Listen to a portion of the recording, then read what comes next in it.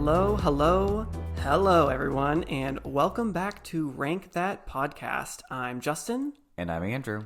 And you're listening to the podcast that ranks and a decent amount of the time argues all things entertainment, from movies, music, to TV shows and beyond. So today's episode, I'm very, very excited about this one. We are going to be ranking every single Pixar movie. That's right, all 29 as of the time recording this podcast. There's 29 Pixar movies, and we're going to be ranking all of them. Yeah, it's going to be certainly a daunting task, I think. And I think that we're going to probably fly through some of these, especially the middle ones. You know, there's not much to say. And the ones at the bottom. Yeah, I have a few things to say about some of the bottom. But probably just a couple things per movie up until maybe we get to like the halfway point, maybe a little further. But I may have some notes. We don't want this to be too long. Yeah, that's true. Or doing 3 hours of ranking Pixar movies. Oh my gosh, that'd be quite a lot. I don't know. We'd lose people in the hour and a half mark for sure. For sure. Yeah. So we don't want to do that. No. So before we get started, though, make sure you follow us on Facebook, on Instagram, and make sure you're subscribed on YouTube to get all of our new episodes at Rank That Podcast. So I say, let's get started. We have a lot to talk about. Yes, agreed. All right, let's get this episode started.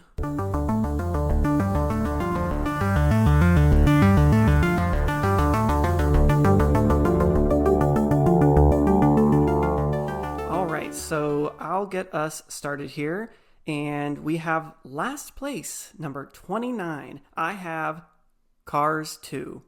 And so do I. Oh, you did too? For obvious reasons. I feel like a lot of the problems with this movie, I don't know if it's just a me thing, but I don't find it as funny as it wants to be. Like, for example, the Mater kind of being a spy thing, it just doesn't really do much. It gets old for me very quickly. Like, it was kind of, oh, that's funny because he's quote unquote dumb and like doesn't get what's going on. And like, I don't know.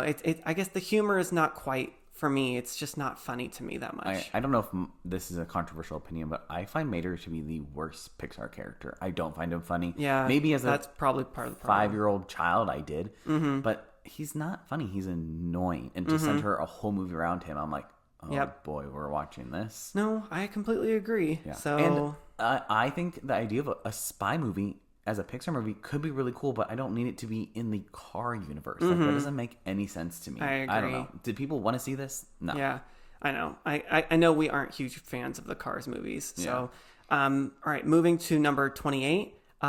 Speaking of the Cars movies, I have the original Cars movie. Wow. Okay.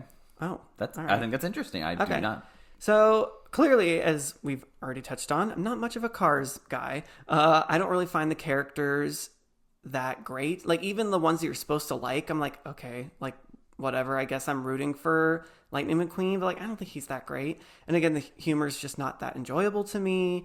I don't think it's nearly as annoying as the sequel because it kind of sets everything up. It's the first one, so it's a little bit interesting, and then you get to kind of see a little bit of the world there, so it's kind of cool, but just for me, it's nothing that exciting or special, unfortunately. So I think that's actually a really controversial take. I don't know if I agree with this. Cars, you don't have you to. have it. I mean, I don't agree. I don't know. That seems kind of crazy to me. I don't want to dwell on the Cars movies that much, though, so we don't have to. Yeah, you go ahead. Number 28. Yes.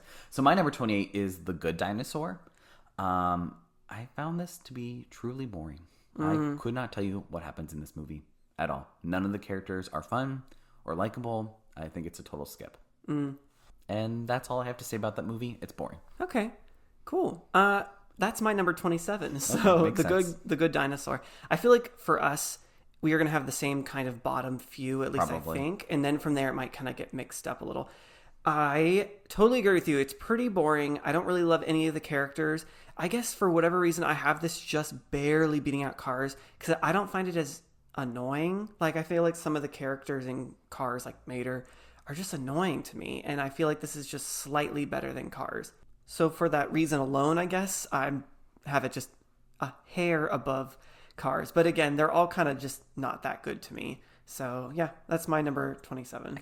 I can't imagine having Cars below The Good Dinosaur. I can, because it was what I did. Well, okay. What is your 27? Oh, my number 27 is Lightyear. And I just want to know if there was anybody out in the world who actually asked for this movie, because what was that? It was boring. Nobody needed to see it. The twist with Zurg, I won't spoil it if you haven't seen it, but you really don't need to. Dumb. Just, I found it very boring. Again, for some reason... These movies are just boring, basically, and that's why they're at the bottom. Yeah, they're not bad movies. The only bad movie is Cars 2, in my opinion. I agree. But it's just boring. It did not entertain me at all. So. Yeah. All right. Well, my number 26 is, are we surprised? Cars 3. Wait, that's my number 26 too, actually. Oh, okay. So, well, unlike you, though, I don't know what it is about this one, I guess, that I find it to be the best of the Cars movies. Maybe it's because it's kind of that whole, aging athlete / aging person's out of it. They can't, possibly be good anymore type of story. Maybe it's been done before, obviously, but just seeing it maybe in like a Cars format, I kind of found it a little bit endearing. Of course, I still don't love the movie because it's 26th out of 29. But I guess just the whole comeback story of it all, I don't hate. And so for that reason, I guess I was like, all right. I'm sorry, but you can't name one character besides Lightning McQueen in this movie. Go ahead. Yeah, Mater. Okay, besides Mater. I almost said Bonnie Hunt's character. What's her name? See, you don't know. It's boring. Porsche. This one's boring. Cute. This one is just boring. Again, I really could not tell you what happens. Wait, I feel so bad. I don't remember her name. What Sally. is her? Sally. Okay. Yeah, see? There you go. Yes, I know. I said the characters, but I'm talking about the plot. The plot of this one. Cars 3 is not better than Cars. The plot Cars. of this one is just my favorite of the three, and then that's the reason why it's the best of the Cars movies wild. to me. Okay. All right. You're wrong. Next. Well, that was your number 26, wasn't it? Yeah, but it's not better than Cars. Okay. Cars has a unique, storyline, I feel like. How's it unique? What? Him going to that town, you get to see the universe for the first time. At least there's compelling things in there. Cool, I could watch any sports movie where somebody... But it's not animated with cars. Yeah, which honestly makes it worse. All right, we're going to move on because we can't talk too long about these. All right, what's your number 25? So my 25 is Lightyear, which you've already discussed. The problem with this movie, when I went into the movie, like we just hit play, I had an idea in my head of how I thought it was maybe going to be or something like that, and I guess that's kind of silly, but I wonder if it was made exactly how I thought it was going to be, I also would complain about it. But it just changed a bunch of stuff that I feel like no one really asked for. Like, it kind of changed some things, and you're like, oh, that's not really what I would have wanted. And I thought it was funny that at the beginning of the movie, it says this is supposed to be the movie released in 1995 that Andy would have seen to then the whole world gets obsessed with Buzz Lightyear. And I'm like, this is not 1995 What type child of is obsessed What with this child movie? is, no way. I'm not going to spoil things if people don't want to know that stuff, but I just feel like they just added and changed things, and was like, why? It could have been a really simple formula Lightyear movie. It probably still wouldn't have been great, but maybe it could have been better than what they did. I don't know. But yeah, I agree. It was just kind of boring in stretches too. It's just not that very exciting. So, yeah. So, okay, my number 25. This might be a little controversial of a take, but I don't care. It's Finding Dory. Every time I watch this movie, I feel like I like it less. Dory in Finding Nemo is really enjoyable. She's really funny, but she's the side character. And I think a whole story focused around her, it gets a little repetitive and annoying. The final act in this movie is honestly stupid. Like, they're fish driving a car. I'm sorry. It's just... I understand it is a Pixar movie, but it's I just... love how things bother you sometimes. And it's like, know. this is fish. It's just too much for me. It's too much for me. I do love Baby Dory, though. She is adorable. Do you remember Baby Dory? Yeah. That is so cute. Pixar does baby animals, creatures, characters, I guess, really well. And she's adorable in this. But again, every time I watch this movie, I find it to be a really great sequel. What's annoying about it, if Dory is really cute as like a baby Dory, though? Like, what's annoying? Because she's there's a few scenes with Baby Dory. Grown up Dory is the whole movie. Yeah. And I just kind of like, all right, we got it. She forgets things. Yeah. We can move on. Like, it's a rehash of just like... It is. Yeah. I see what you mean.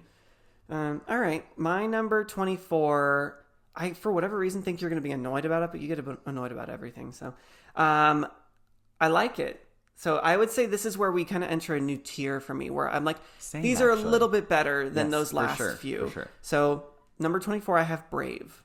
And it, once again, for me, is a little boring because it's so predictable. Let me just finish. You look like you're about to pass out. I'm annoyed. I just find the overall plot just kind of basic for Pixar. Like, wow, we can't tell what's going to happen here with the mom and the daughter. It's just for me. And I feel like it was a little just like, all right, we got it. I had like, no idea she was going to turn into a bear the first time. But the themes of the movie and like what's going to what they need to do. It's kind of like a Freaky Friday in a weird way.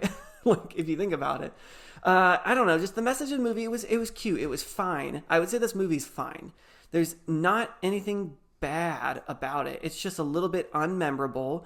After the first 20 minutes of the movie, I don't know. You just kind of know what's going to happen. You get a sense of the movie right away, kind of what's about to transpire. And I don't know. It's fine. It's just nothing. I'm going to be like, I need to rewatch that every couple years or something. So I disagree. All right. What's your 24?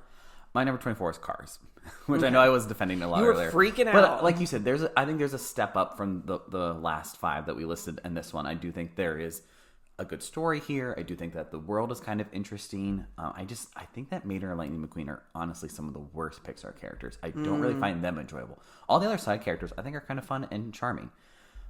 I know this one has a huge fan base, like the whole series does. Why did Cars, the series, get 3 movies before like The Incredibles? Yeah. Or I don't know. It's a little too much for me. I think Cars are universally loved by kids, and so then almost like they didn't even need to see the movie or process it to be like, oh, fun, Cars. I want to play with Cars. Yes. I don't know. Also, Life is a Highway by Rascal Flatts from the soundtrack of Cars. Oh, jeez. That was your jam? Oh, I listened to that so much in middle school. So that alone bumps whatever up. Year that movie came out made your best songs of 2006 or whatever. Sure. All right. My number 23, you've already mentioned, Finding Dory. So I don't think it's quite as bad as you kind of really made it out to be like, oh my gosh, whatever. And I mean, I guess I agree to some extent, but I think that it's pretty funny when it needs to be funny. And it still is heartwarming. I mean, I guess every Pixar movie kind of has that heartwarming moment. Similar to Brave, I find it just to be fine. It's fine. I don't really need to see it much else, like ever. But it's a cute movie. It just doesn't touch anything that Pixar's done, like masterpieces. And there are better sequels out there for sure that Pixar has done. Sure. This is just toward the bottom of sequels. But yeah, I mean, yes. But it is funny what you said about it's crazy. The fish are driving a car. That bothers you. But then the fish having like, all these thoughts and like, oh, we're going to go and do this. And we're super smart. That doesn't bother you, which is quite funny. Correct. But I think it's fine. It's just not that great. I'd like to see a fish drive a car. Okay. Depends on the size of the fish. That's if their true. arms Well, Dory is pretty small, so I know she the probably octopus. has people... I think the octopus is doing it. Yeah, exactly. It is the octopus. Yeah, but she's like whatever. We don't need to go into it, guys. All right. All right. My number 23. I can already see Justin rolling his eyes, God. Oh. And I don't care. It's Soul. I think Soul is so overrated, especially by Justin. Get ready, guys. It's probably gonna be in his top 5 for some reason. Can you tell me why it's overrated? Okay. There's a few things. It's good. Don't get me wrong. It is a good movie. I think it is trying so hard to hit you over the head with its messaging. It is. It's so in your face about it. And I find that it is the humor that they tried to put into it doesn't really work for me. So it becomes so serious and it kind of bogs down the film. I don't find this movie funny to me at all. And I know there's like they're trying to do it and they're trying to make it for like the whole family, but to me this is a adult movie. It is not. No kid wants to pick this movie up and watch Soul. They don't. And I'm going to interject. I don't think that just because Pixar mostly makes kid or family movies, just because like a one-off movie is a little bit more serious or has topics that are a little bit more mature, I don't think that you should like punish it for being a little bit different or like a little more mature serious, because it's still just like a great movie. I don't think every Pixar movie doesn't need to be laughs every 5 seconds. If like I'm some of the Incredibles moments or some other moments in Pixar movies aren't hilarious. Yes, but they are hilarious along with the seriousness. This one is serious and it's not hilarious. I mean, it has some funny moments. A few. Name one. Oh, I'm sorry. I just watched it 5 minutes ago. What do you think? I have it memorized? I can tell you that there are not many. I'm just saying, when I put on a Pixar movie, I expect the serious messaging because that is in almost all of their movies. Almost all of their movies have that heart-tugging, story behind it, but they're funny. They're enjoyable to watch. I don't find Soul all that enjoyable to watch. All right. Well, that's where we differ. I think that the theme and message of the movie... All right, talk about Soul when it's your turn to talk about Soul. I will. At number 3 or something like that. Beautifully made. If you remember the animation, and I love the music in it. Sure, I think you're just really hard on it just because it's not quote unquote a kid. It's not that good. Movie. It's not that good. We're gonna move on. What's your number 22? Trash. Mine is Monsters University, another sequel. So kind of similar with Finding Dory. I don't have like a problem with it. It's a fun. Actually, this is like a prequel. Yeah. So it just doesn't do too much for me. It's fun to see where these beloved characters, Sully, Mike, even like Randall, because remember, he's not even like slimy bad in this one. He's kind of like nerdy. It's fun to see where they came from, but it kind of relies too much on just like what we know from Monsters Inc. It's like, okay, I see that because I remember that in Monsters Inc. It's like, it's just really trying to be like, this is a prequel. And it's just like, okay, we got it. It's I don't know. It's not really its own thing. It's tied almost so much to the first one, where sometimes some of the sequels, like, they have their own separate stories or separate plots or something, and it's just like either a continuation. It just feels so tied to that first one. Well, that's what a prequel is. No, I know, but to the point where it's almost like it doesn't have its own identity or something for me. I don't know. It's once again, it's fine, not bad. I just don't think it's super memorable. But that's me. Okay. My number 22 is the newest Pixar movie, Elio. I won't spoil this because, like I said, it's new. It just went on to Disney Plus not too long ago. I think it's cute. It's heartwarming. It is a Pixar movie. Like, this is what I picture a Pixar movie to be. It's not amazing. It's not terrible. The animation is really funny, cool. though? Because it has to be funny for you. I did find it very funny. And I found it funny, and I found it very cute, which, again, is what I expect from a Pixar movie. But clearly not that cute or funny if it's 22. Correct. There's a lot more. No, there are just some very good Pixar movies. But so again, if somebody wanted to put on Elio, I don't think I'd be like, I had to watch Elio. But I'm not going to be like seeking it out all the time. So that's it. Well, Elio is my number 21. Oh, look at that. So once again, pretty close. No, I agree with everything you said. It has all those, like, if you put down bullet points that make up a typical Pixar movie or a good Pixar movie or something like that, I would say this checks off a bunch of the boxes. But just, think about it like this. It's like size 12 font bullet points, and some of these other movies are size like 36 in bold or something. It's like, it's heartwarming and cute, but almost like just small font size. Like, it's just, there's some that just do it so much better or just more interesting or memorable and not super hilarious. Like, I usually look for some sort of kind of little bit of some humor in there. Not always, but sometimes with Pixar movies. But I will say the animation was really great. Like, think about the last, 30 years or so they've been doing Pixar movies. They've come and learned so much in like their animation style and like techniques and everything. It's a really good to look at movie. So yeah, that's my number 21. Well, funny enough, my number 21 is Monsters University. Okay. So I think I just like prequels more than maybe you do, because I enjoy seeing where the characters come from, and you were, saying, oh, it ties too much. No, I do, but I think it was too much. Okay, well, I disagree. I think that the new characters are fine. I just really enjoy Mike and Sully as a duo. I think they're some of Pixar's best characters, so I think it's fun seeing more of them. Baby Mike is so cute. I think he's in like one scene, but he is so adorable. Dame Judi Dench is in this movie, so that elevates it alone.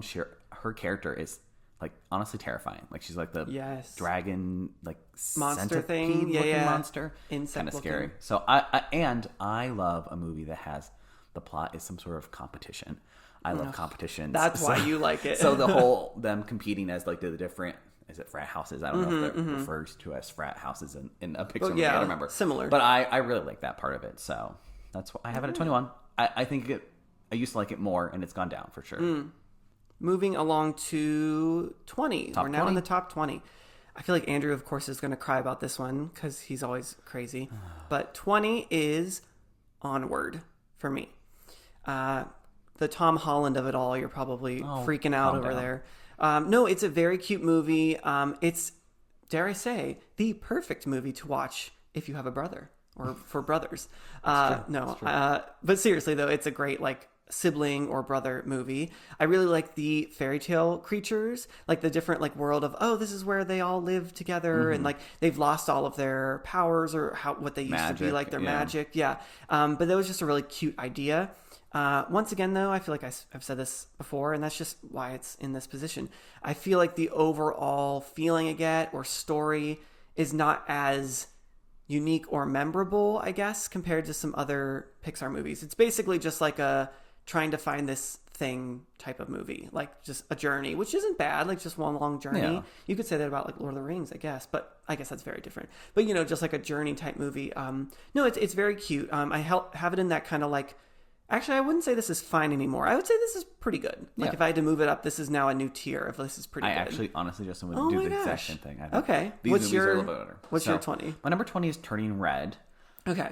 I think that this movie is very unique. It very much does not feel like a Pixar movie. It has its own animation style to it.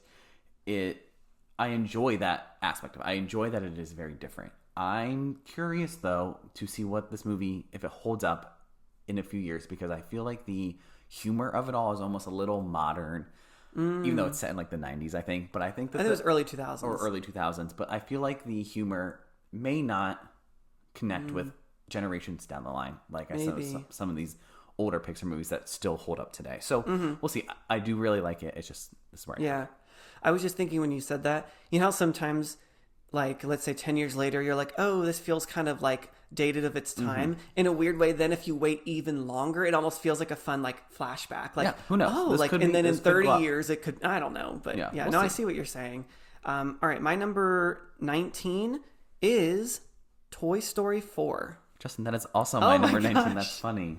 So I remember whenever I heard they were doing a Toy Story 4, I was like, why? Because they wrapped up Toy Story 3 so well, but it surprised me. Like, it was definitely better than I thought. I thought it was going to be very like, all right, this is fine. I actually think it's pretty good. It's not on the same level at all as the first three. Yeah. Spoilers, in my opinion. That's one of my notes. To say it's good. It does not hold a candle to those first three. But I still do enjoy it. I like the end where it's kind of, once again, maybe not quite as good as Toy Story 3, but it once again really kind of tugs at the heartstrings where like the toys now all have to kind of go their separate. Well, I like how we said spoilers. We won't spoil things, but now I'm kind of spoiling it. But if you haven't seen Toy Story 4 at this point, that's on you. We didn't spoil the more recent. True. But like they all go kind of their separate ways and go to live their own lives. But now that we know there's a Toy Story 5 coming, I'm also like, oh, well, like, but now what? Yeah, I agree. So, we don't need them. Toy Story 1, 2, and 3 are like perfect movies. You don't need to do it. Again, I don't hate this movie. It's good. I like a lot of the new characters. I think Gabby's kind of a fun villain because she's like a villain, but at the same time, she really just wants to find a child to take her home. Yeah. And that's, it's a very compelling background for a villain. It's not necessary. Yeah, no, I agree. So. I just thought it was going to be worse than it was, but it's actually not too bad. Yes. So, all right, moving along to 18. Once again, I'm excited to look at Andrew's face. So number 18, again, I think it's a pretty good movie, so just relax. I have Elemental. He closed his eyes, everybody. So it's a very cute movie. Basically, it's just about immigration and finding your way in this new culture, world, and falling for someone that's different than you. Opposites attract kind of thing with the fire and water. Great animation. And the plot I find to be compelling and interesting. I just wish, actually, one thing I would say, I wish we could have seen even more characters, like the air people and the earth or whatever people. That would have been kind of fun. Maybe if they make a sequel, they can focus on those. Too. So, no, I like the movie. I remember telling you I like it, but maybe not as much as you. And you, of course, had a fit about it. But no, it's cute. I like it. So that's my number 18. It's too low. Too bad. Fine. Okay, my number 18 is Onward. I agree with pretty much everything you said. It's really heartwarming. I don't have a brother, but the brother storyline in this movie always makes me tear up. I don't know why. Makes me want a brother. Yes, it does make me want a brother. I feel like the comedy is just a little hit or miss. Like, there are some really funny moments, I think, in the movie. Then sometimes I'm like, all right, that's a little over the top. So, I don't have much more to say. I agree with everything you said. It used to be a lot higher. It's gone down a little bit on my ranking, but I still do really enjoy it. Good. I'm glad we kind of agree on that. So my number 17, I actually think this is a movie people love. So I feel like this might be controversial for me. Oh, geez. Okay. So my number 17 is Up. Oh, my gosh. I like Up. For me, though, the thing, every time I watch Up, the first 10 minutes of the movie are some of the absolute best moments or like big section scene Pixar has ever done. It is so, you get these whole characters lives in just a few minutes, and you see them grow and learn and love each other, together their whole lives. And then it's just like, oh my gosh, it hits you, that heartwarming, just like heartbreaking moment. And then it's just like, that's the best part of the whole movie, is those first 10 minutes. The rest of the movie is very cute. It just does not, for me, live up to that first 10 minutes. Every movie on here has the best part of the movie. So why are you saying? I said that's one of the best moments in all of Pixar. That is an absolute crazy take. You don't think that it's one of the best moments in all of Pixar? It is. But then to hold the rest of the movie as if it's a bad movie, the rest Did of it... I say the movie's bad? I have it at 17? That's not bad. That's like in the middle of the road. I think it just doesn't live up to that beginning. But I still really enjoy it. Russell, Doug... Great characters. Amazing characters. Okay. Funny. I don't think they're amazing characters. I think they're cute. I just don't think they're that good. This movie's... What do you want me to say? It's a cute movie. I find it to be a little overrated. I feel like a lot of people love it. Okay, I'm done. All right. Good. What's your 17? My number 17 is Brave. You had it too low. No, I didn't. Yes, you did. I think the mother and daughter relationship is just... That storyline is so sweet. Justin goes, that's predictable. Congratulations, you're watching a Pixar movie. Things are going to be a little... Sometimes things aren't predictable. But it's still good and it's still well done. I just felt like I didn't need to see the movie. No, I don't want to listen to you. I love a female character who says, I don't need a man. And that's what the girl in Brave does. I can't think of her name right now, which I'm like... Wow, you love Merida. Brave. Thank you. Merida. Got it. Merida. Anyways, this movie, we watched it recently, and I said that it has this very unique style where it doesn't feel like a Pixar movie. It almost feels like a DreamWorks. And I enjoy that aspect of it. Makes you think of How to Train Your Dragon, because it's the same world. I think it's the animation style. I disagree with you. I think it's the comedy's a little bit different. It's a little bit more for, I think they were trying to lean more towards older kids. Oh, so like adult kids. But you have a problem with that. Not adult kids, more older kids. Older. So not exactly Anyways, necessarily I kids. really enjoy it. I think Justin's crazy. Wow. You were about to It's contradict very heartwarming. yourself. No, I was not. Okay. All right, Justin, what is your number 16? Let's get this. My number 16. Your list is bad, and I'm mad at you. Your list is trash. Oh my gosh. You're like, I love Brave. Go. Who's What's the main number character? 16? 16. I have another sequel, Incredibles 2. So, I think this movie's underrated. I went from a little bit overrated of a movie to a little bit underrated of a movie, especially for a Pixar sequel. I feel like maybe for whatever reason, people just kind of forget. I mean, yes, the original Incredibles is so good, but this one is also very good. It has, like, once again, a great story, a little bit of a twist with the villain. I love that you kind of learn a little bit more about Jack's powers and all of the ones that he has. Evelyn being the villain, like I said, that little bit of a twist is fun. And all the different extra heroes that you learn, like what their powers are, and them all kind of working together at the end is really, really fun. There's just some really good action sequences, like chase scenes. I love Elastigirl's little moment to shine on the motorcycle and trying to find the screensaver? Screenslaver. I said screensaver. Screenslaver, whatever. And there are some cute little funny moments in there, but the main thing about especially the Incredibles movies are the great just kind of action moments. Like, it feels like just watching a good superhero movie, but it's just animated. It just so happens to be animated. So yeah, no, I think it's a little underrated. It's good. Yeah, I agree, obviously, because it's still on my list. What's 16 for My you? number 16 is also a sequel. And it is Inside Out 2. And I remember leaving the theaters when we saw this last year, I believe it was. And I thought, wow, that was phenomenal. And then we watched it and I said, okay, maybe not phenomenal, but still really well done. You have movie theater recency bias. When you're done seeing a movie sometimes and you like love it, you're like, I think that's my favorite movie I've ever seen in my life. That's a little dramatic. I think that it's really fun because as an adult, you get to really kind of relate to some of these feelings that she's having now. Like the entire anxiety attack scene at the end of the movie is very relatable. I think for children and kids and adults, children and then kids, as you said, older kids, little adults.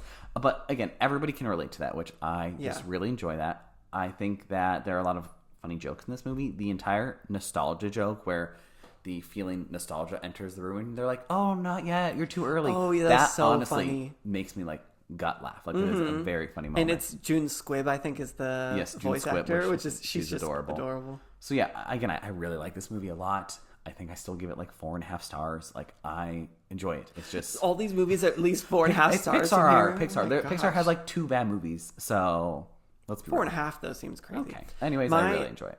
Good. All right. My number 15. So we're almost pretty much halfway actually, if you round. A movie you've already talked about is Turning Red, and seems high. I echo everything you said. Okay. I echo everything you said. I think it's the reason why I actually have it a little higher, to be honest, I love when Pixar or any movie takes a little bit of a risk and tries to do something unique and different. That's what Brave did. No, it didn't. I like that this one is a really interesting take on puberty and your body and you are changing, maybe from being like a preteen or a kid. Dare I say kid/child in your words, I mean. And it's trying to get you're trying to get along, with like your family as everything in your life becomes crazy and everything's changing. I don't know. I just thought it was really interesting. And then combined with the whole red panda thing, it has a little bit of a mystical element to it, which is always fun. And then I do love there's fun moments, and kind of having to deal with that early 2000s, like obsession with boy bands. I think that was kind of a fun little nostalgic, maybe for us, because we grew up in the early 2000s. We very much were people who listened to NSYNC and Britney Spears, all that kind of stuff. It gave off that vibe, and so maybe for me it's nostalgic for like that early 2000s-ness of it all. I think it's just very well done because they took a little bit of a risk and did something different, and I think it was good. I like it. Okay, my number 15, this I feel like might be a little controversial, is Inside Out. Oh my. Okay. So I find Inside Out and Inside Out 2 to be very close, in my opinion. Justin is looking at me as if I just murdered somebody. You kind of did. That's crazy. What? Again, all of these movies from the here on out are probably 4.5 stars. We'll get to 5-star movies at one point. I think that it is a very creative movie. I think the idea of it is very creative. The characters and the casting in this movie is so well done. I mean, Amy Poehler is, just the perfect casting for Joy. It's very emotional. The Bing Bong scene just makes you cry every time you watch it. Justin really looks like he's going to murder me. Well, you're just saying all these really good things about the movie, but then you have it at, what is it, 15? I said I give it 4.5 stars. You give everything 4.5 stars. No, I don't. I'm going to give some 5 coming up. Or at least 4.5. All right. I'm sorry. I love all the movies coming up. That's trash. Talk about a movie that's so unique and interesting, and like, who would have ever thought like of doing that? That's so like imaginative and just, well, you don't really have an imagination, so maybe that's why you don't really appreciate it. My number 14 is not the first one; it's the second one, Inside Out 2. So, I agree pretty much with what you're saying about the second one. We're pretty much on the same page there, so just relax. I think it's a great sequel. Has so much heart, and again, like you said, it continues Riley's story beautifully, but kind of similar to Turning Red. It really shows like growing up, like, with that one, it's kind of going through puberty and changes like that. This one obviously dealing with like the mind, so, dealing with thoughts about yourself or anxiety and stuff like that, and stress, which are things that even as an adult you have to deal with. And I just think it's done really well from the viewpoint of a kid. I love the scenes with the new emotions, like you said, and realizing that Riley just kind of needs to just be herself. She can make mistakes, but she needs to just do what she wants and what makes her her, and the emotions kind of have to come to terms with that. I don't know. I think it's very well done for a Pixar sequel. So yeah, I said all that already. So cool. My number 14 is a Pixar sequel, and that is Incredibles 2. Just like you said earlier, I agree with everything. I think the reason I have it a little bit higher than like Inside Out, I just love these characters so much. I really do. I always am enjoying every single scene with Jack, with Elastigirl, with Mr. Incredible, with Dash and Violet. They are just... I thought you were about to list off every single... Frozone. I'm just kidding. And like you said, the villain, I feel like people hate on the twist with the villain, which I don't understand. Yeah, why? I don't know. I think it's a really good twist. The scene where she is on her motorcycle, Elastigirl. That is love it. That is maybe my favorite Pixar scene. Oh my gosh. Besides opening 10 minutes. If Elastigirl was my mom, I don't know. Okay, that's... I just meant that she's so cool. Like, all right, number 13, Justin. Okay, I just meant that she's really cool. Like, how fun would it be if she's your mom? Okay. Now, we have entered a new tier. Everything from this point on, I found so hard to rank. I think these movies are the top 13. No, well, I don't know. You're just such an... I don't know if I would say these are all 5 stars. But anyway, I wouldn't either. So I feel bad. I'm looking at what my 13 is, and I feel bad, but then I look at the ones above it. Okay, I'll shut up. Yeah, please. So 13, great movie. I feel so bad. Is A Bug's Life. Oh, shut up. So, yeah, like I said, here's where we get the top of the top Pixar movies. I love this movie so much. The story is so cute. The characters are all so memorable. Even like the little side circus characters are just like great. The voice actors kill it. Like they just give their all into like being zany, kooky. Like, they do such a good job. The overall plot is so interesting with the grasshoppers, and like you didn't really ever... Well, maybe people have. I don't know if they've thought about ants a lot in their lives. But just thinking about like, oh no, like really though, a colony of ants, like if like bigger bugs or people try and come and take over, what would that look like? And that's basically what they did in creating a whole movie around that idea. And this is kind of where you see Pixar just being creative, and they don't really stop from here on out for like a good decade or a little more than that. They have such creative, unique movies. And on top of all of that, a theme that will come up a lot is there's either a character or a villain that I just find to be great. And Hopper is a great villain. So like good. Very creepy. Yeah, I think this movie is just really, really well done. I hate putting it at 13, but that's where I have it. So maybe on a different day, this could have gone up another slot or two, but... Maybe it should. Yeah, all right. My number 13 is Elemental. I don't know what it is about this movie. It makes me cry every time I watch it. It is such a beautiful story about... Now, it's a love story, like you said, where opposites attract, but also at the same time, it's an immigration story. And it's also a story about a parent and a child who don't see eye to eye, but they learn to respect each other and each other's opinions. And I think it is just so well done, and it is something that everybody can relate to. Mm-hmm. You can be an adult, you can be a child, and you can relate to this. I also think that this is probably the most beautiful Pixar movie. There are so many scenes in here that I'm just like, that is directed and gorgeous. The animation with the fire and the water. I like a couple of other movies looks better. I think it's very well done, but I think it is just funny because to me, this and Soul are very similar in terms of they kind of have an adult storyline, and for whatever reason, you don't mind this one. Every kid can relate to wanting to live up to their parents' dreams, but maybe that's not what their dream is. I don't think a kid is thinking about that at like 8 years old. I think so for sure. I disagree. I'm sorry. Soul is about death. What child I thought we were talking about Elemental. You just said they were the same thing. I'm sorry. No child is thinking about death. I'm just saying that I think they're somewhat similar. I disagree. Maybe for a little bit older of kids, but not for adults. It's not just for adults, but adults can relate to this. I'm sorry. The scene where she bows down to her father at the movie to show him respect. Yes, that's very sweet. I don't have a problem with this movie. I'm not saying it's bad. All right. You can calm down. What's your number? My number 12 is WALL-E. Okay. This is such a, once again, creative, but I find this movie to be very like artsy. Like if Pixar kind of was like, you know what, I'm going to make like a kind of like not snobby, but just like, oh, look at me. I'm so like creative and like artsy. I don't know. Like with these little moments with WALL-E and Eve in the beginning are very adorable, but then they have just like, it has this kind of overall like climate changey Earth, we're in trouble message behind. I don't know. I find it very interesting of them to have made a movie like this, especially when it was made. The plot is great. Like with what happened to Earth and humans, I think that's kind of very like interesting and kind of funny with like humans are so obese now and they just kind of ride around in space. Yeah, that is. It's a great adventure movie as well. It feels like a little different. A great adventure movie, but Up isn't. I mean, okay. Well, this one's space, so already a little check above. But I also find it very familiar with those themes, you know, of trying to help others and love.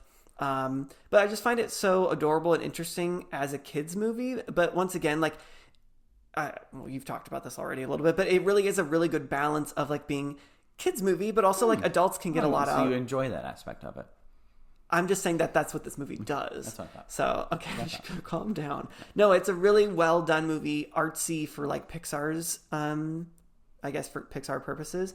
But I just think it's really well done. So, WALL-E. Okay. WALL-E. My number 12, again, I feel like is a little bit controversial, but at least for Justin, he should be proud of me because he knows I used to not enjoy this movie. Oh. And my number 12 is Ratatouille.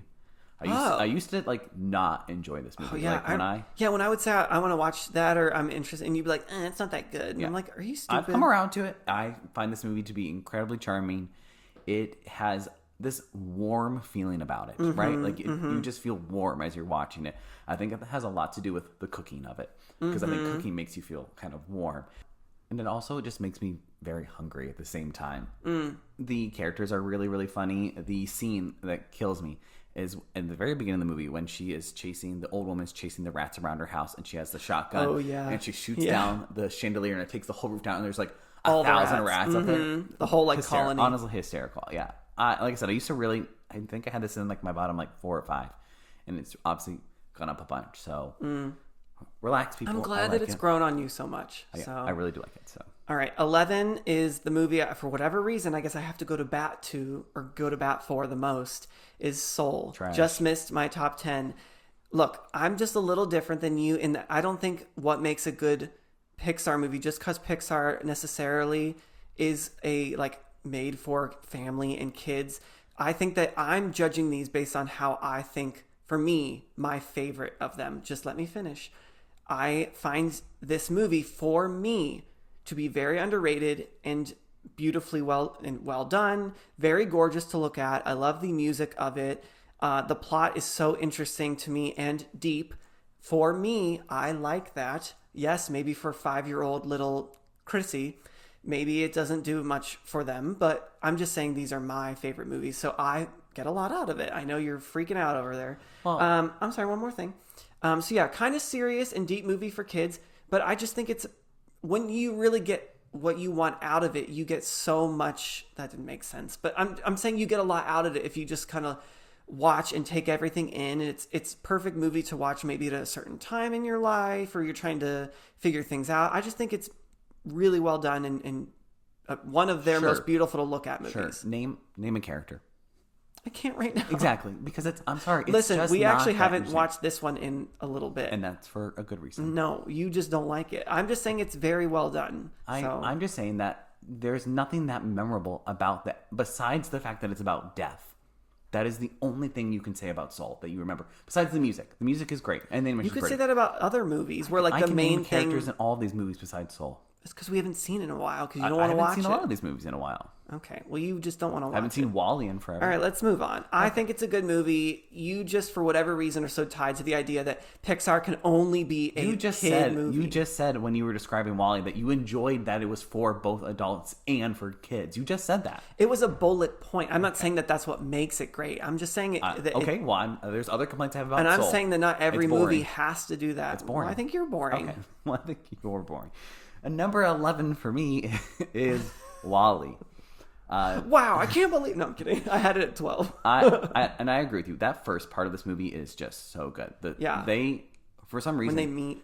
No, not before. Just watching WALL-E, where there's no dialogue on this, where he's on the planet. I think it's something... You're right. Pixar would never do something like that. And they probably will never do something like that again, but it's so good. I do think the second half is actually a little bit weaker than the first half. Not bad, but it's just not as good.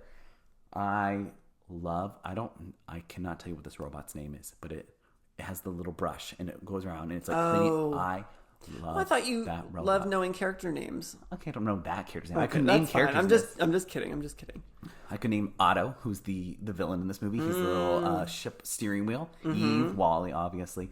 Speaking of Eve, she's a badass. She really is.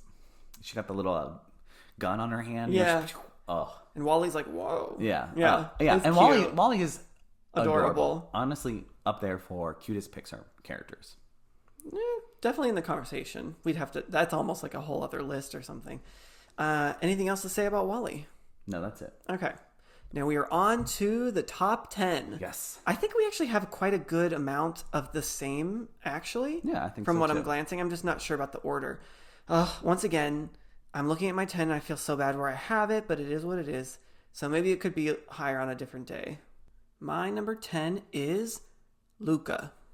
That's also my number 10. Oh, cute. I was really glad that this kind of made it into the top 10. I mean, yes, I'm the one that created this list. I'm acting like it wasn't me.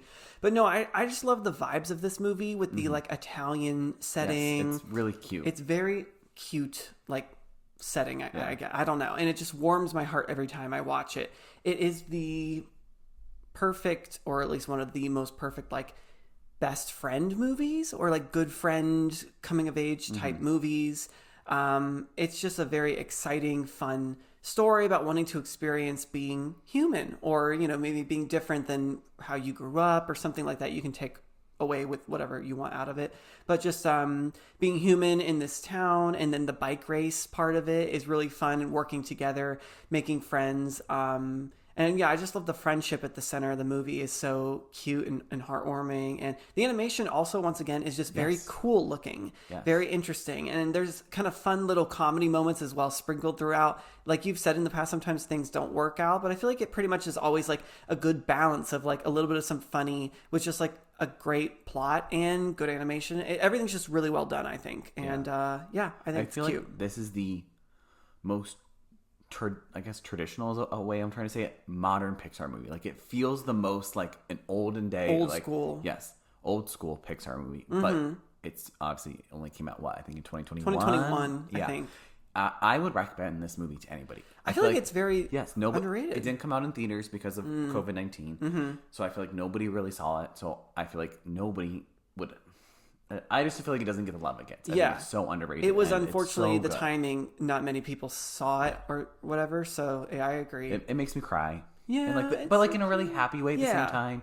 I agree. Yeah, if someone wanted to put on Luca, I would never fight them on it's that. It's a really good summer movie. Yes, maybe because of the just Italian like summery, sunny setting. I don't know. It's a very good summer movie. It's so good. All right, my number 9. I have Toy Story. Justin, I also have number 9. Gosh, we just have the same. All of a sudden we agree on movies. So no, we definitely aren't coming Stupid. up. So this is the movie that started it all. Yes, and the original. I was struggling for a little bit when I was making my list, because you want to give Toy Story its flowers, not only just for Pixar movies, but for like computer animation type, like, because it's such a game changer. I was going to say, I put down that I think this is arguably one of the most important movies ever made. Oh, for sure. But of course, this list isn't the most important. Yes. It's just my favorite. Correct. So I think it stood the test of time so well. I just think that Pixar, over the last few decades, have perfected certain things, like their craft, either creativity, other things, but still, that doesn't take away from how creative this movie is. And it just kind of, things just get better, I guess, over time, and they've learned things. So it only makes sense that there's, for me, some movies that are just better. But the characters are so good, so memorable. It's so creative. I was going to say that I think Woody and Buzz are some of the all-time greatest characters in pop culture. Like, I feel like you show anybody Woody and Buzz, people know who Woody and Buzz are. Oh, for sure. And I think that's so impressive that Pixar did that with their first movie. They made these characters that... I mean, I showed a picture of Woody to my dad. My dad knows who Woody is, and he doesn't watch movies. Like, that's how memorable these characters are. Well, I think also because it was the first Pixar movie and computer animated, so that helps that it's so important for that. Yeah, so then, of course, people know. If it was not that well done, I don't think it would have held still to this day. No, agreed. Totally. And speaking of Woody and Buzz, I love their dynamic because Woody is so jealous of Buzz, and that makes it really fun to watch. Oh, for sure. He's a jerk. But I kind of love it. He's very petty, and it's actually kind of fun to watch. Speaking of when I talked about great characters or villains or whatever, Sid is a good villain. But poor kid is traumatized. You know, at the end when what the toys do to him, he's going to have to go to therapy for a long time. As a kid myself, speaking of being traumatized, those mutant toys that he like makes scared the crap out of me. Yes, I did love some of them though as a cat. That they were kind of cool. Yeah, nowadays it's so cool. Yeah, but as a kid, I was scared of them. Once again, though, like we just talked about, Luca, a great movie about friendship, but completely actually different because it's going from very much like I don't like you, I hate you, we're so different, blah blah blah, to becoming best friends. So in a weird way, similar with the friendship of it all, but very opposite. And it has so many like quotable moments. I feel like everybody to infinity and beyond. Like that is such a cultural moment. Like it's so well done. I cannot believe that Pixar did that with their first movie. It's so impressive to me. It is very, yeah. And once again, just the creativity of like, oh, what if these toys like could all come to life, talk and have their own thoughts and feelings, and very, very cool. Oh my gosh. Okay, well, we officially are not going to have the same number 8 because I have something different. I can't believe you had this as low as you had it, and you said like it's so like on the same page as the sequel. It's stupid. My number 8 is Inside Out. Once again, Pixar does an amazing job at creativity, originality. How fun of an idea of if like you were kind of not controlled, but the different emotions were like living little things inside your head. I just think that's so interesting and imaginative. And it's fun seeing all the different emotions. They're so well done with their each, embodying their different respective emotions. And the voice acting for each of those characters is so well done, kind of embodying those emotions. Great story and plot where a kid moves to, a new city, has to adjust. And again, they're just a kid, but still just growing up, trying to come to terms with themselves. And I love the creativity. Once again, they push the envelope so much with the different islands in Riley's mind. Also exploring, things like her lost imaginary friend and like where all of those characters go once you kind of forget about them, whenever you were like a toddler. It's just so cool to watch, I guess. I don't know. And I love that it kind of basically is a movie showing you that you're going to need to use all of your different emotions at some point. We're all human. You can't just be joy all the time, or you can't just be sadness all the time. But sometimes, you need to go through sadness in order to get back that joy, like releasing some of your emotions or vice versa or whatever, And I think that's really important and cute that they kind of put that into this kid movie. So I think you had it way too low. And adults. I think that you had this way too low. It is a great imaginative movie. Again, I just want to point out that I would give it 4.5 stars, and I absolutely love it. It's just, I love all the Pixar movies. It's Pixar. Yeah. Well, what'd you have at 8? My number 8, I have A Bug's Life. Okay. I will acknowledge that there is a lot of nostalgia in play. I watched this one all the time as a kid, which is actually really funny because like I'm terrified of bugs. I hate bugs so much. That is quite funny. But I really love this movie. You mentioned it. I think Hopper is a top tier villain. I think he actually is probably the second best Pixar villain, which I'll get to the first one at one point. Well, I was going to say, actually, maybe don't. That could be maybe a list at one point. Well, maybe, but I'm going to talk about it anyways. Okay. Because it's my notes. So, I also really love the plot of them building this fake bird. And that's how they're going to scare off the grasshoppers. I don't know why as a kid I was like, that's so cool. I want to do that. Because like they're all so small and they have to make this huge I think it's thing. I don't know. It's just really creative. And I think it's incredibly funny. I think up there as one of the funniest Pixar movies. I mean, there's maybe one or two more that I think are a little higher. The circus characters are hilarious. Yes, so funny. So again, I understand there's maybe a little nostalgia. The animation I think is probably maybe the weakest. Maybe you could argue Toy Story, but again, it's so early. They're still learning stuff, yeah. But I love it. I absolutely love it, and I never am mad to put that on. So I know. I felt so bad where I had it, but like I said, like those top 13 are just so good. All right, my number 7 is Toy Story 3. Wow. So a great conclusion. Again, like we had said, unfortunately, it's kind of a fake conclusion at this point now, where it just feels like, tying the bow on the series where Andy gives up the toys to Bonnie. It's so emotional with that. That's emotional because it's very sweet of him to do to this young girl who loves the toys. But then also the toys saying goodbye to their own. Oh my gosh. It's so funny because, we grew up with these movies where then when we saw this, we were seniors in high school. So in a weird way, it was like feeling like we were closing a chapter in our own lives. And so we kind of saw not only that part of it, but also since we grew up with the movies, you kind of saw like, oh my gosh, this is the end to like these characters, and then they're having to say goodbye. So it was just so many different emotions. So Lotso once again is a great villain. His backstory is very interesting, and like another one of those moments where you kind of see like, oh, okay, I can kind of, I guess, understand why he is like that then, but also just cool seeing backstories like that, Barbie and Ken kind of steal the show as side characters. For sure. Amazing. So funny. The whole movie just feels so adorable, and I just love the emotional ending. It is just probably one of the most emotional, if not the most emotional endings of any Pixar movie that I can think of. 100%. Like, oh my gosh, it really is just all about growing up and looking back on your childhood in a positive way, all the memories. Oh my gosh. So yeah, it holds a lot, I think, in my heart just because of, like I said, about like us about to graduate from high school and we saw this, and it just felt so like, oh my gosh, my childhood's over. I don't know. I was so good. Yeah, I feel like that seems kind of low. So at 7.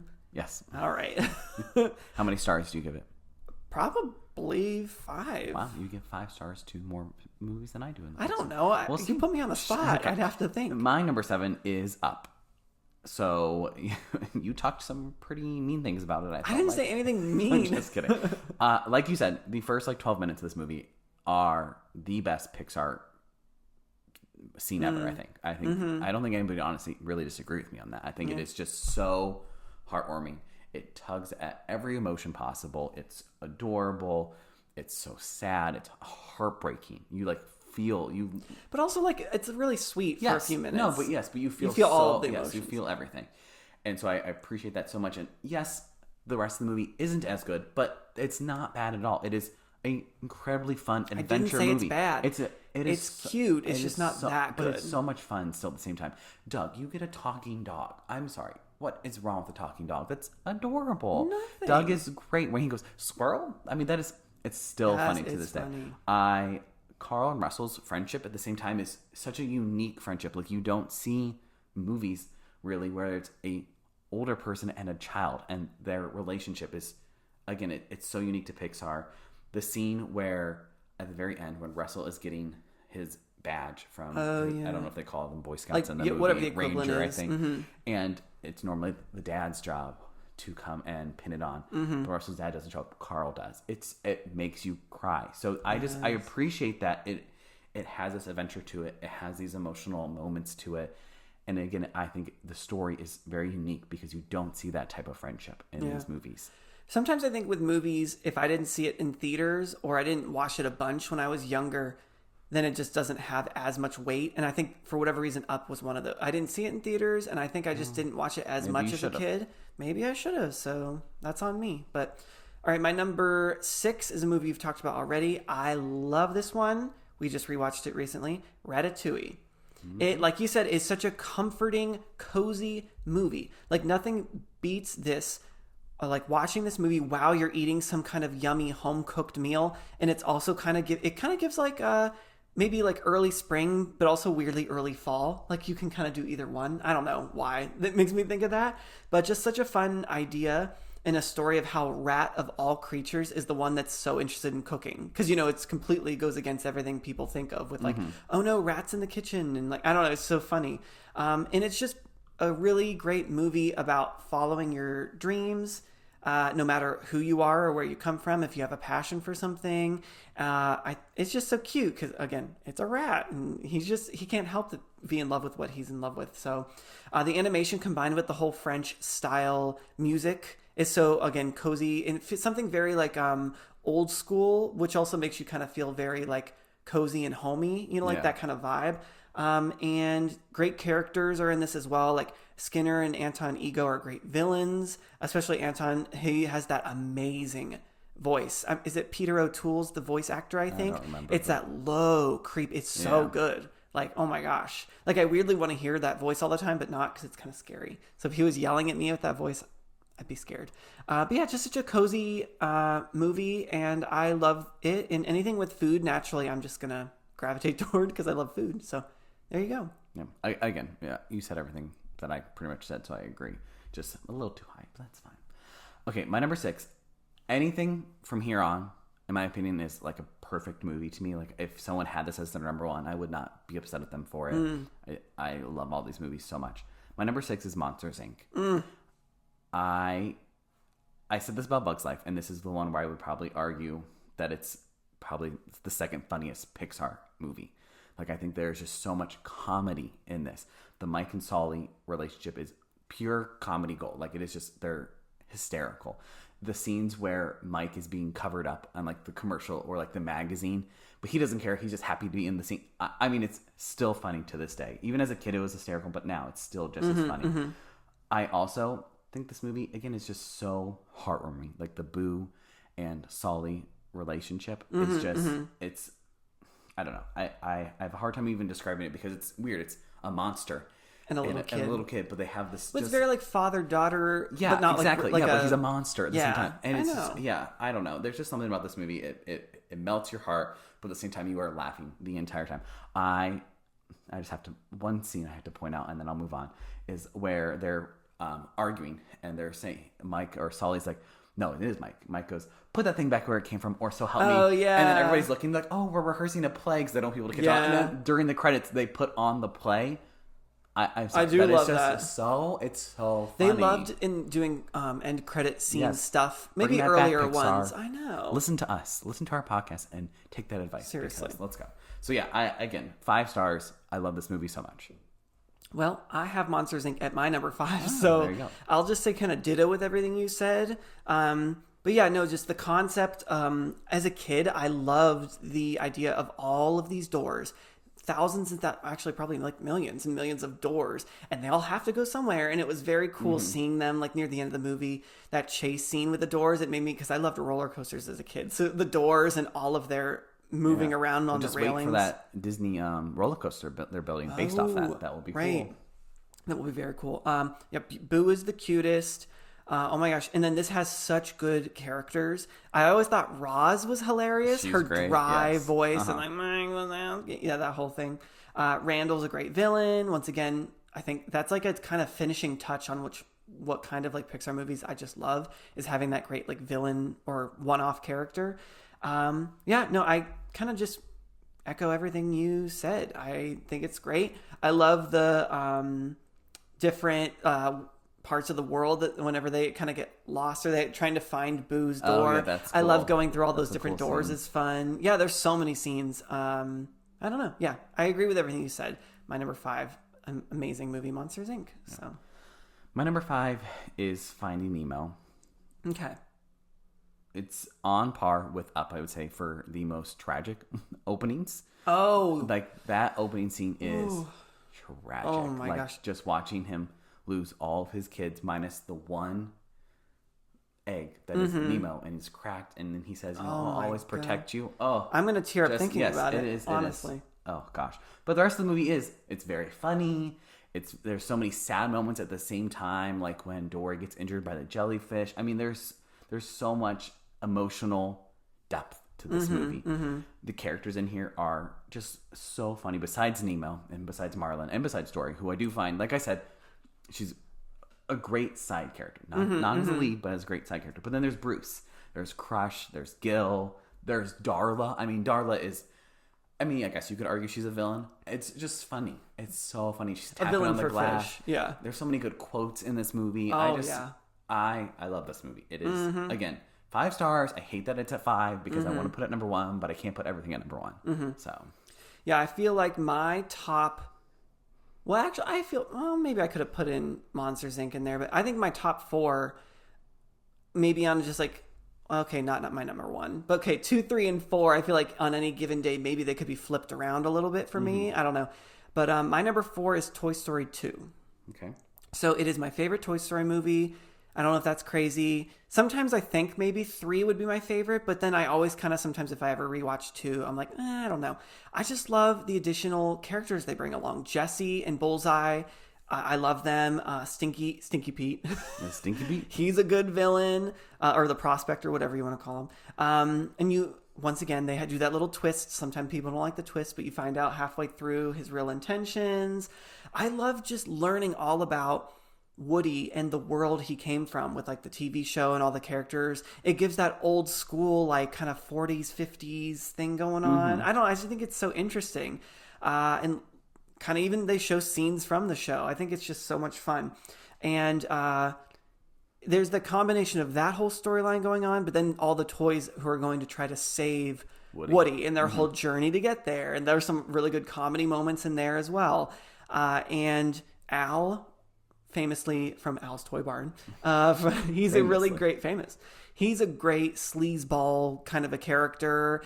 You know what scene always grossed me out, but I kind of weirdly loved it because it's like animated? When he's eating Cheetos on the couch and you get to see the orange fuzziness of his fingers and Bullseye's licking them. As a kid, I was like, that's funny because that happens in real life. Like you get cheesy fingers. The scene you want to point out in this movie? No, I just wrote that down because I thought it was funny because it's with Al. All right. No, there's so many good moments.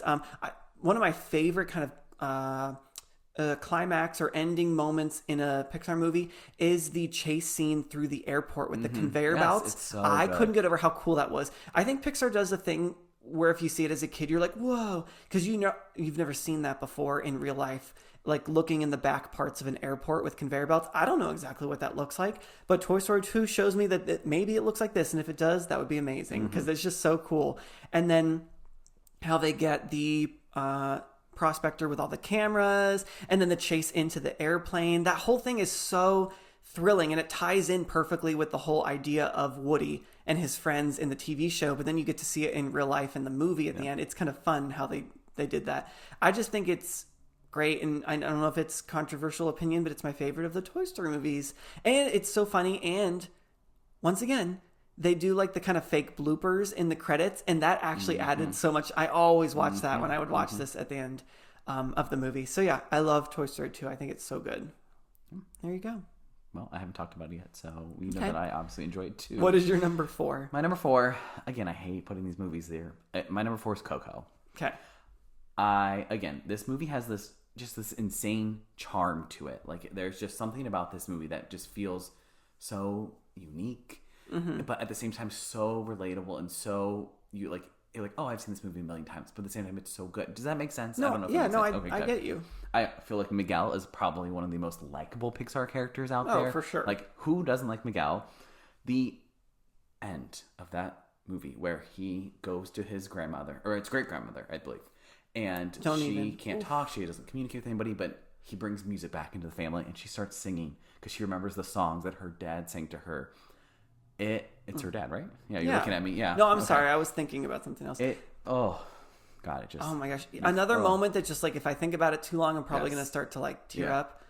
It's so emotional. The Land of the Dead is a really cool, like it's such a cool and unique location to place this film. I think that's really fun. It looks so cool. Yes, it does. I'd love to live there. It makes you want to die. No, I'm kidding. Ernesto is a really cool villain. I love that you think that that's his grandfather, but it's not. I don't know. There's so much to this movie. I think this is when Pixar kind of started doing this because I feel like Pixar's really started to do it more now. But it started with Coco, and it's where they really lean into going into other cultures and really kind of showing off a culture Family that maybe people aren't as familiar with, and really leaning into that. And I enjoy that so much about Coco. I appreciate that. I love this movie. I absolutely love this movie. But it's at 4. All right. So now I know what our top 3 are. So it just comes down to the order we do them. I think I have your order of how you're going to do this, but we'll see. My number 3 is Finding Nemo. So this was my favorite Pixar movie for the longest time. I think if you would have asked me in the 2000s as like a kid, this would just probably be my favorite. I don't know. It does everything so well. It's like the perfect animated movie for like one big long journey. But the journey, sometimes when you do a journey movie, it needs to do a bunch of different things along the way to keep you engaged. And this one, just the characters you meet, the different amazing scenes, either from the animation or things that are happening in them, you never just get bored. It's just so entertaining. It jumps around, to Nemo in the fish tank at the dentist's office. All those characters are really interesting and amazing. And then same with Marlin, and he meets Dory, and then they meet all those side characters, etc., etc. Crush, Bruce, all the sharks. There's just so many good characters and moments, so you just never get bored. The love, that he has for his child, who doesn't relate to that? Even if you don't have kids, you kind of, as you get older, you just totally understand that.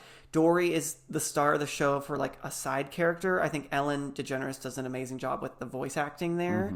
And Darla, even that character, she doesn't really say too much, but she's still so memorable, that whole escape scene as well with Nemo, and the end scene. Oh, another moment, I guess, with these movies that are some of our favorites, there's always that one moment that's so emotional. You said it in the beginning of the movie, and I totally agree, but even just at the end of the movie, where once again, he's trying to trust his son after that whole thing that happened, and that whole end part where he's like letting him go, and then Nemo's saying like, bye dad, and he's saying bye son, and he watches him swim away like cause he's going to go to school. Oh my gosh. Because then he's just like, well, I guess I have to just trust him now. He learned to, get over that fear of everything bad's going to happen to my son. Because something truly terrible did happen to his son, but he's able to move on and say, you know what, you have to let him go. Life happens. It's such a good moment. So yeah, I cry like several times when I watch this one, but it does so many good things so well, and it's like the perfect journey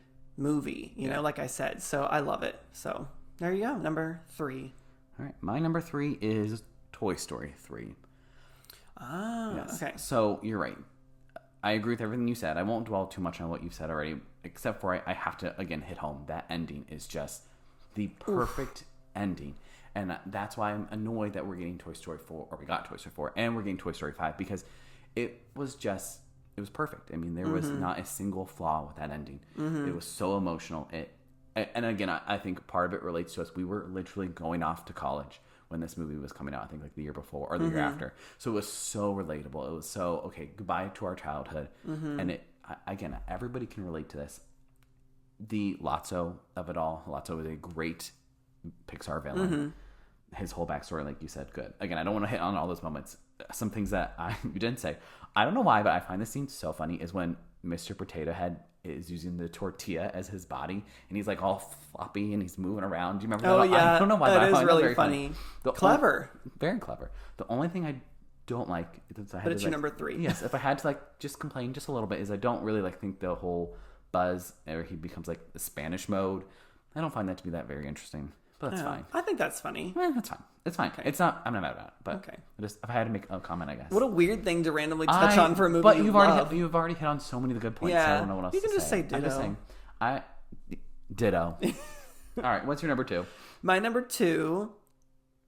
It's probably no surprise to you, I'm guessing. But my number 2 is Coco.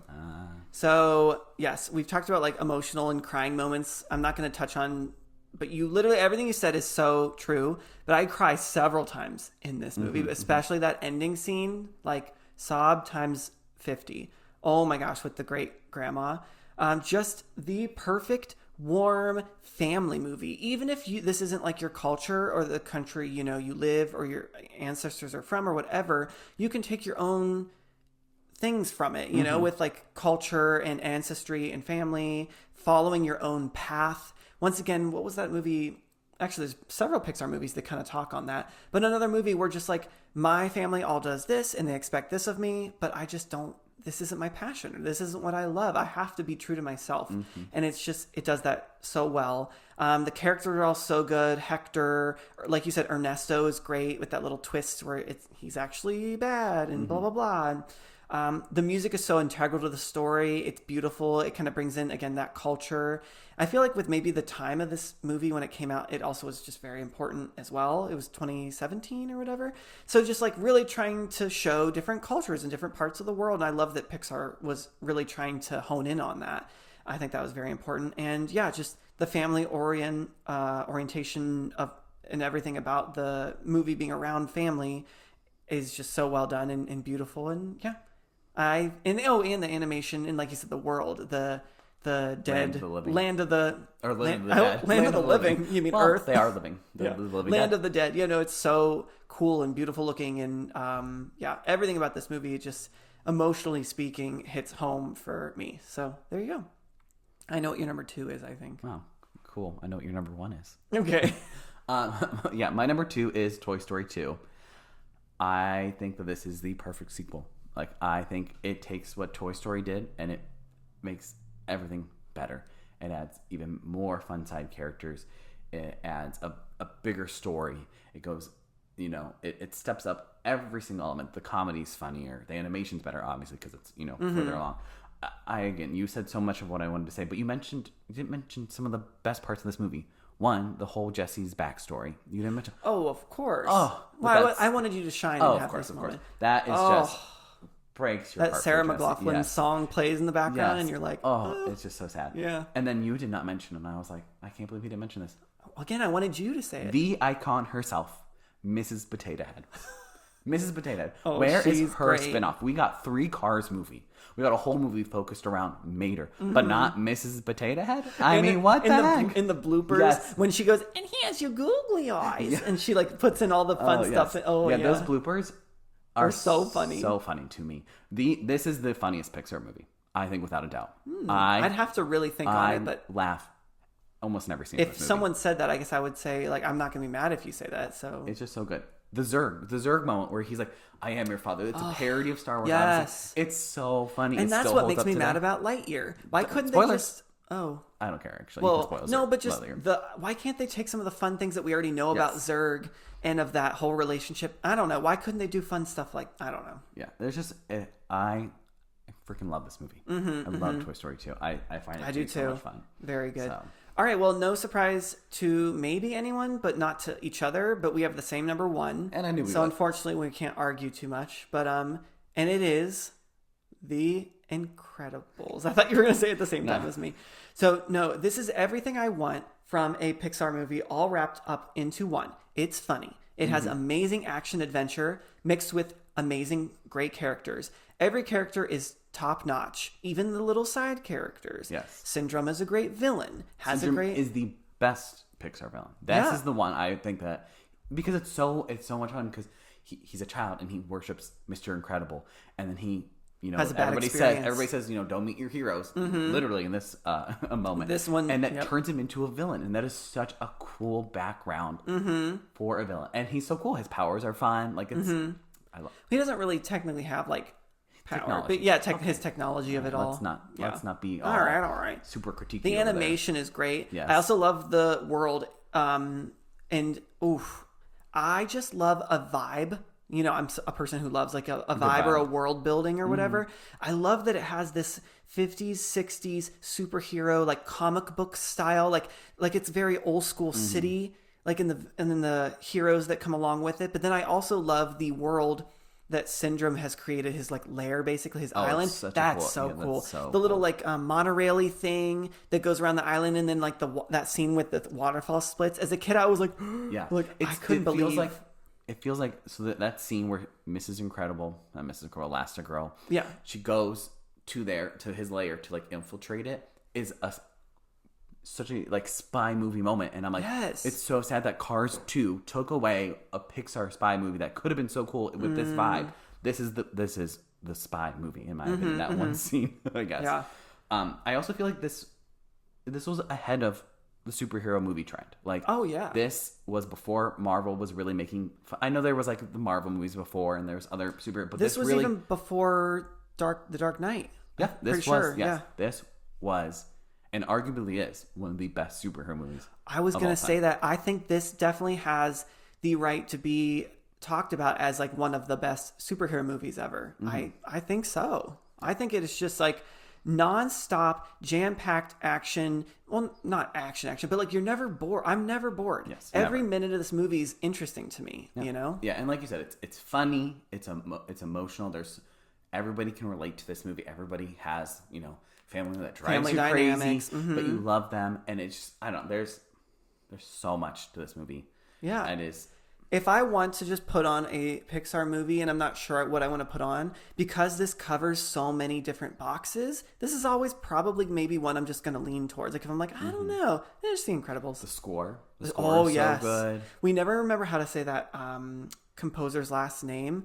Michael Giacchino. Sure. But he does so many Pixar movies and actually other movies too, and he does a great job. Yeah. And this one is good. Yeah, the score of this one's great.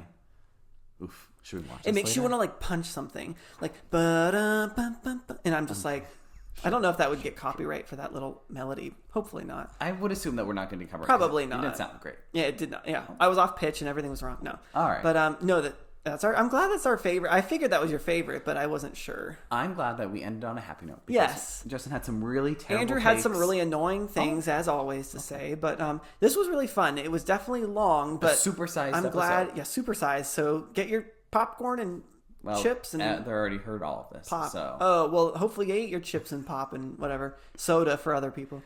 But no, this was really fun. This was a lot of work. I'm not mad about it. I'm never mad to listen to a Pixar movie. No, yeah, this was fun. This was fun to do. Thanks so much for listening, everybody. No. As always, make sure to follow us on Facebook, Instagram at Rank That Podcast. Again, subscribe on YouTube. Yeah, subscribe on YouTube. Comment your favorite Pixar movies. We want to actually comment your favorite, but then comment your least favorite. Yes, and I hope it's Cars 2. Or and if it's not, give us like we'll see. I might judge you. Yeah. Give us maybe your top 5 too, if you don't want to say your least favorite or favorite. No, I want to know least favorite. Okay. That's more interesting. So then you have three things for homework. No, I'm just kidding. No, just tell us what are some ones you like, you dislike. We're interested to hear everyone's opinions. So yeah, once again, thanks so much for listening, everybody. And until next time. See ya. See you later.